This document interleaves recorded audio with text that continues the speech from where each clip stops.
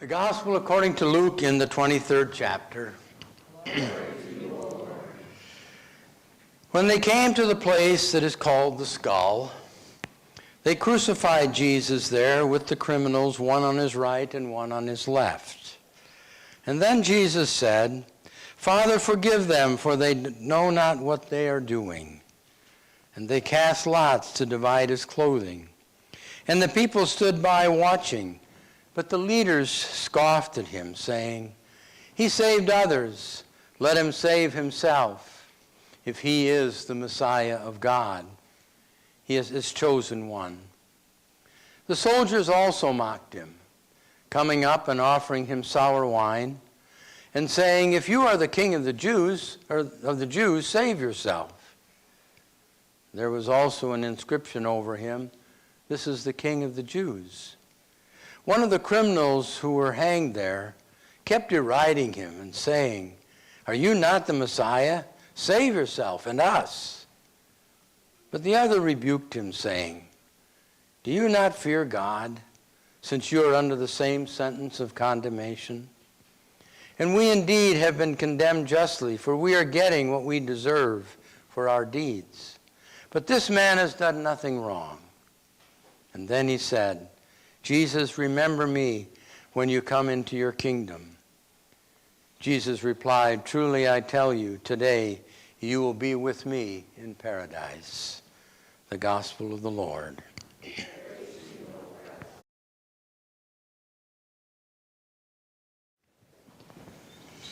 It's been 3 years now since Queen Elizabeth died. And of course, when she was dying and when her death occurred, there was a great outpouring worldwide towards her. And Great Britain has what we call, I guess, a parliamentary kingship. It's kind of an awkward situation in which you have a king that has power or a queen, but yet the parliament and the prime minister are the ones who really wield the power. It's kind of a strange relationship in some ways when we think about kingship or queenship. But what was it about Queen Elizabeth that was remarkable or beloved? Why was she so cared about? Yes, she probably had some stern words for her siblings and for her children and even grandchildren and for all the other people in Great Britain. She had her administrative tasks and all the things that she needed to do in her office. But I think she represented a queen from the heart. It wasn't a queen about power and about prestige and about wealth. It was a queen of the heart. I think that's why she was beloved by the people. You see, this is something that is like Jesus. Jesus was the king of the heart. It was a different kingdom.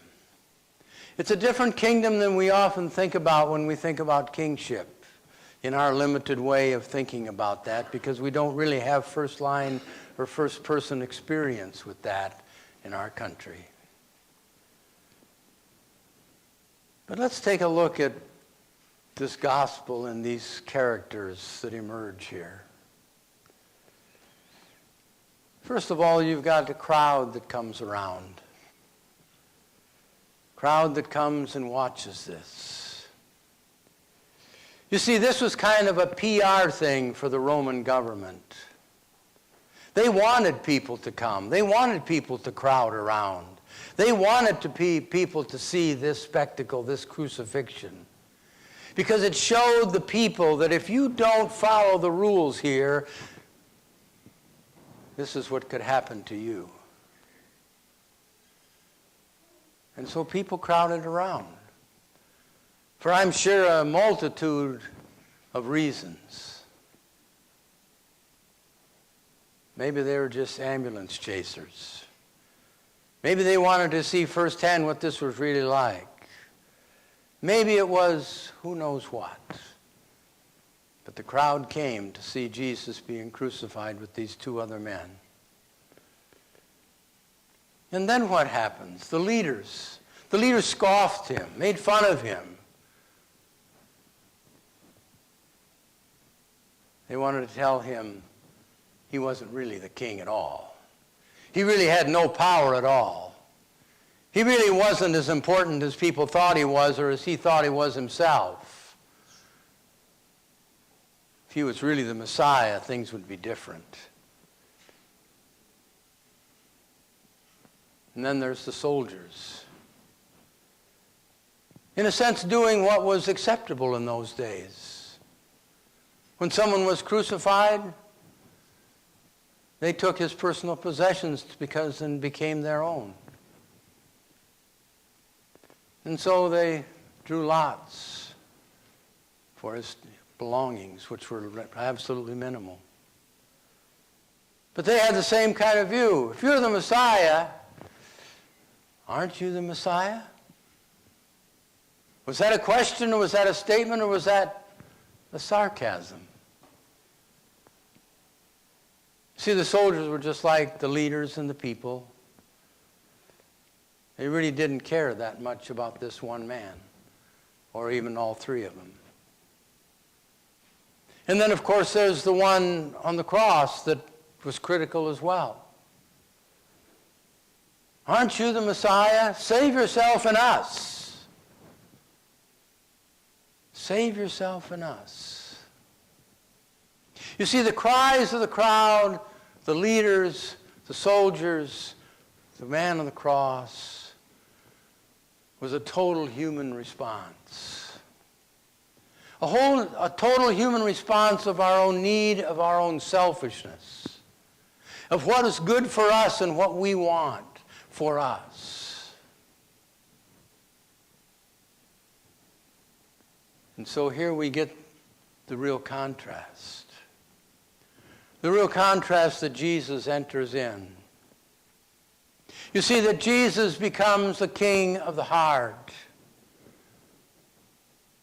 of feelings, of wholesome living, of thoughts that are kind and gentle and forgiving. Because what does Jesus say almost at the outset in this gospel today? Forgive them, for they know not what they're doing. What kind of king is forgiving? What kind of king has that kind of compassion?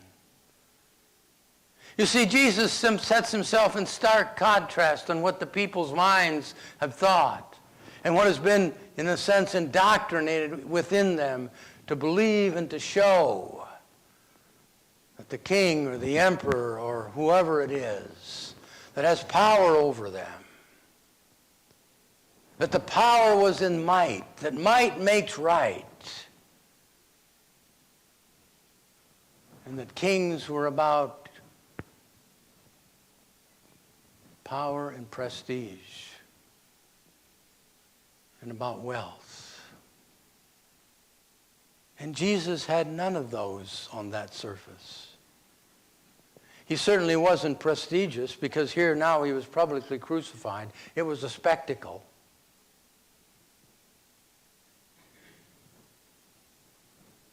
He certainly didn't have any wealth. The soldiers probably felt kind of saddened because there really wasn't anything to gamble for. And power? It isn't the might that makes right. It isn't coming down from the cross. It isn't saying, well, you're pardoned, you can go ahead, we'll take these guys down off the cross, they're okay. No, Jesus was a different kind of king. And so when the man on the right says and rebukes the one on the left, you see, he gets a glimpse of what it's really like. what real power is, what real importance and significance is. He had a sense of the kingship of the heart that Jesus had. Because he understood Jesus as Messiah. When we talk about Jesus Christ, we're talking about Christos, we're talking about Mashiach, we're talking about the Anointed One of God. We're talking about a title, not a last name. That this title that they were hanging their hats upon, and that most people saw was just hollow. The one on the cross saw it as something that was really important, life-changing, life-determining. That this man saw in the heart of Jesus the compassion that he showed to the whole group of people gathered at the cross. That he understood that Jesus did not deserve this kind of brutality. And he was even so much reflective upon himself to realize that he had done what he had done, whatever that was. That he deserved to be crucified, along with his counterpart. You see, this man came to a sense of confession. This man came to a sense of shame, of the realization of what was really important in life and how he had stumbled through life in such an awful way.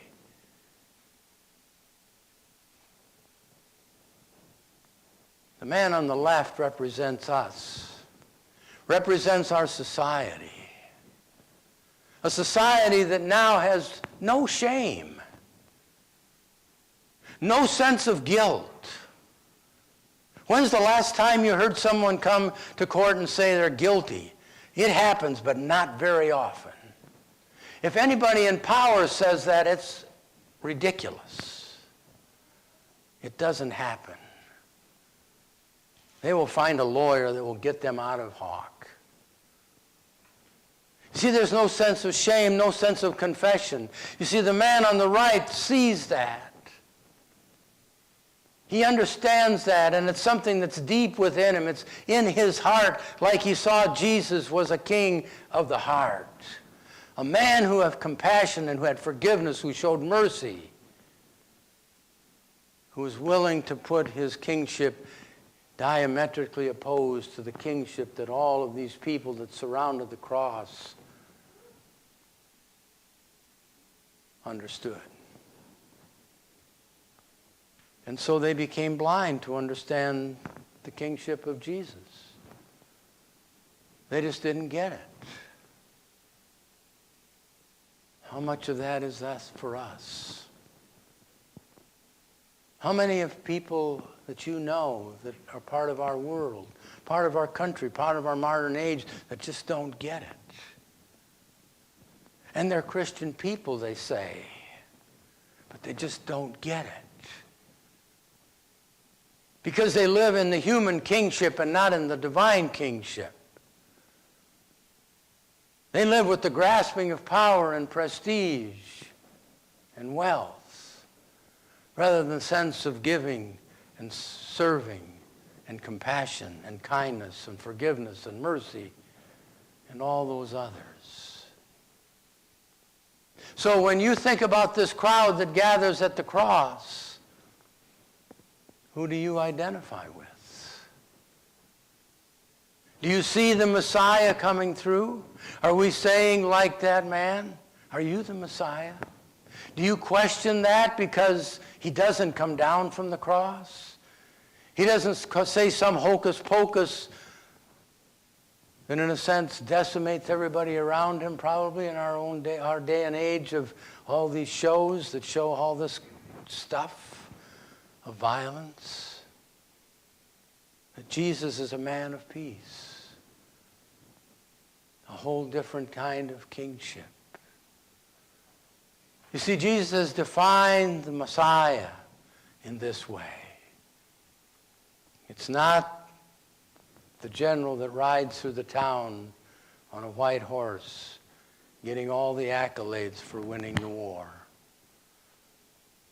No, he's a quiet man that dies on the cross for all of his people, no matter who they are. This is a kingship that you and I need to identify. This is a kingship that we need to understand, that is in the person of Jesus Christ. I want to end this morning with just this little piece that I came across some time ago that I thought was very apropos for today. Today we celebrate the reign of Christ. It is not my favorite liturgical moment in the life of the church. To me it sounds kind of heretical and authoritarian. Well, that's the idea of kingship if you think of it in the human terms. But the reign of Christ Sunday has an interesting history. In the 1920s, Italy, Pope Pius XI was concerned about the rise of a narrow nationalism at home and abroad. Sound familiar? He wanted to mark a day when the church could recognize and affirm that our primary loyalty is not to a political party or even to the nation we live in, but to Jesus Christ.